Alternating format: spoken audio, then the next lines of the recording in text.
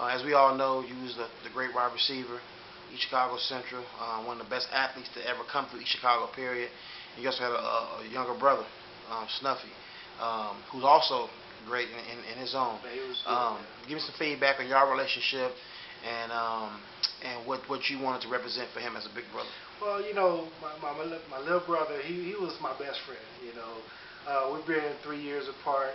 I mean, we were very close to each other, and I wanted to be a great role model for him to say, okay, well, let me go ahead and go through all the hardships so that you can actually have a smooth road, going through. So, learn from my mistakes. I mean, make a good college choice that fits the situation. I mean, my brother actually ended up playing at Grand Valley State on scholarship. I mean, he was a great player. But I think that if he would have applied himself some more, he could have actually did great things up there. He actually ended up leaving after his freshman year and not going to school when he would have probably been #1 on the depth chart after he got redshirted his freshman year. But he's now in the Army. He's a chief warrant officer, doing great things for the Army. I mean, he's been, I believe, in the Army for over 12 years.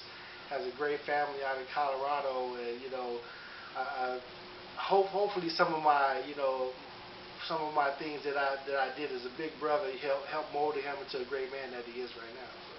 Good stuff.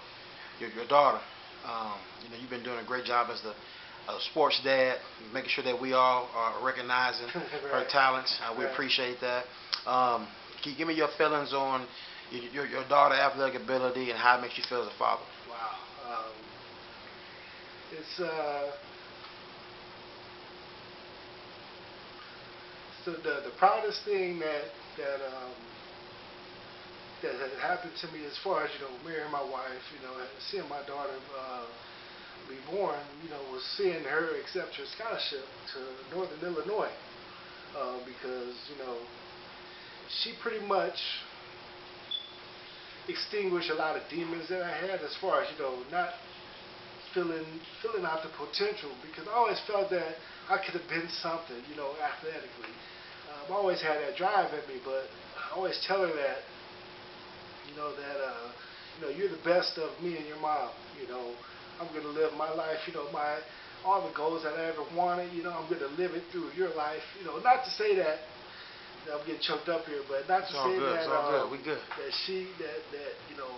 I want her to do what I want her to do.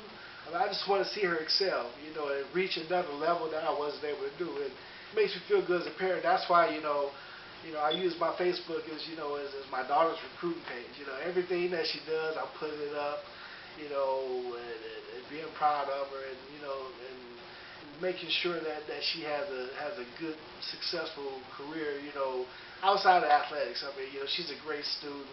We always stress academics and say, okay, academics will get you everywhere you need to go. The athletics is pay for your way to school.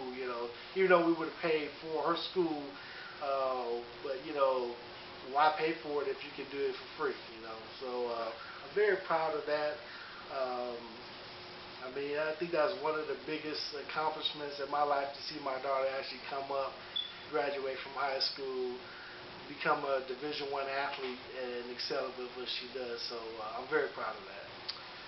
What was the transition for you like with gymnastics? Like, were you ever familiar with gymnastics prior to her joining, or was it the first time you experienced that? Well, I mean, first time personally. I mean, of course, we saw, the girls from the Olympics and things of that nature. You really don't actually appreciate it until you actually are in it. I mean, all the traveling, all the practice. I mean, these girls practice 4-hour days, 5 days a week. I mean, that's a part-time job.